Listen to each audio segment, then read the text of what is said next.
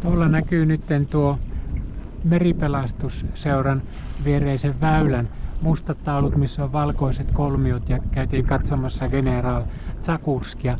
Mutta seuraavaksi otetaan linjataulut tuolta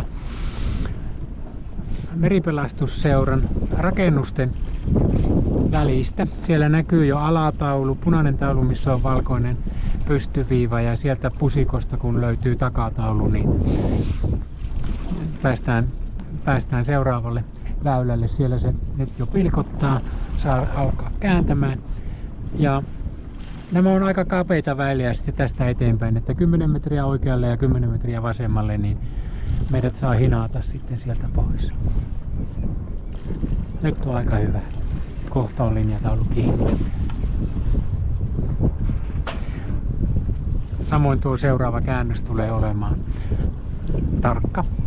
Sieltä löytyy oikealta puolelta sitten pusikoista linjataulut.